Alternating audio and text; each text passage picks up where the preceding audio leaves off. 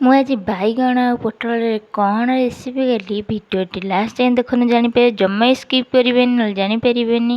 Hello ସାଙ୍ଗମାନେ, ନମସ୍କାର, ଜୟ ଜଗନ୍ନାଥ। ମୁଁ ସସ୍ମିତା ଆପଣମାନଙ୍କୁ ମୋ ୟୁଟ୍ୟୁବ୍ ଚ୍ୟାନେଲକୁ ସ୍ୱାଗତ କରୁଛି। 3ଟି ବାଇଗଣ ନେଇଛି, 2ଟା ପୋଟଳ ନେଇଛି, ତାକୁ ଭଲସେ କାଟି ନେଇଛି। କାଟିକି ତା ପେଟ ଭିତରୁ ଛୁରୀ ସାହାଯ୍ୟରେ ତା ଫଳ ସବୁ ବାହାର କରିଦେଇଛି।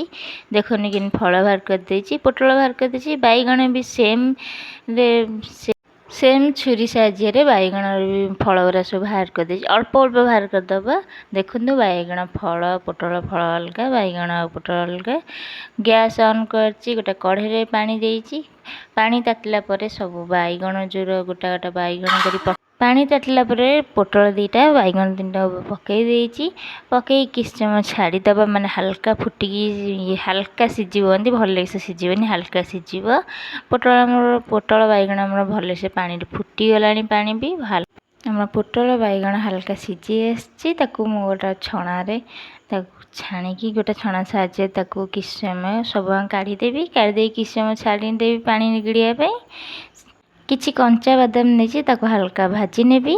ଆପଣ ଚାହିଁଲେ ଭଜା ବାଦାମ ବି ନେଇପାରିବେ। ବାଦାମ ଭାଜି ହେଲାଣି, କାଢ଼ି ଦେଇଛି।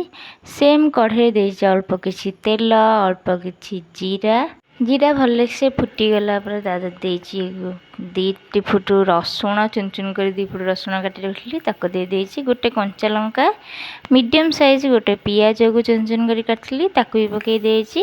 ତାକୁ ହାଲକା ଭାଜି ନେବା, ଭାଜିକି ଛାଡ଼ିଦେବା ପିଆଜ ନାଲି ହେବା ଯାଙ୍କେ। ପିଆଜ ହାଲକା ଭାଜି ଆସିଲାଣି, ତା ଦେହରେ ମୁଁ ଗୋଟେ ଭୃଷଙ୍ଗ ପତ୍ର ଦେଇଛି। ପିଆଜ ଆମର ଭଲସେ ଭାଜି ଆସିଲାଣି। ଦେଖନ୍ତୁ ପିଆଜ ଭଲସେ ଭାଜି ହେଇଯାଇଛି। ଯେଉଁ ଫଳ ରଖିଥିଲେ, ପୋଟଳ ଫଳ, ବାଇଗଣ ଫଳ, ତାକୁ ପକାଇଦେବା। ତାକୁ ପକାଇ ଦେଇକି ଆମେ 5 ମିନିଟ୍ ତାକୁ ଭଲସେ ଭାଜି ନେବା। ଆମର ଦେଖନ୍ତୁ ପୋଟଳ ବାଇଗଣ ଭଲସେ ଭାଜି ହେଇଗଲାଣି। ସ୍ୱାଦ ଅନୁସାରେ ଅଳ୍ପ ଲୁଣ, ଅଳ୍ପ ହଳଦୀ, ମ୍ୟାଗି ମସଲା ଦେଇଛି। ଅଳ୍ପ କିଛି ମ୍ୟାଗି ମସଲା ଦେଇଛି।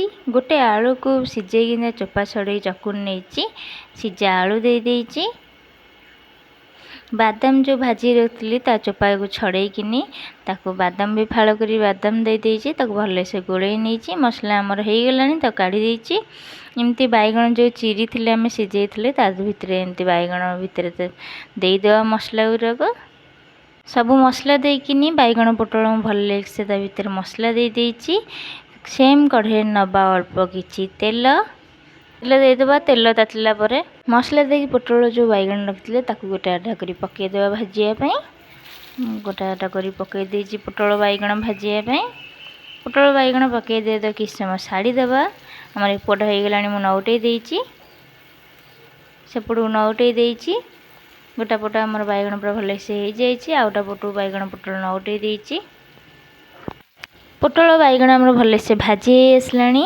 ମୁଁ ତାକୁ ପୋଡ଼ ହେଇ ପୁରା ଭଲସେ ଦେଖନ୍ତୁ କ୍ଲିୟର ହେଇକି ଭାଜି ହେଇ ଆସିଛି। ମୁଁ ତାକୁ ଗୋଟେ ଜାଗାକୁ କାଢ଼ି ନେଇଛି। ଆମର ରେଡ଼ି ହେଇଗଲା ପୋଟଳ ବାଇଗଣ ଗୋଟା ଭଜା।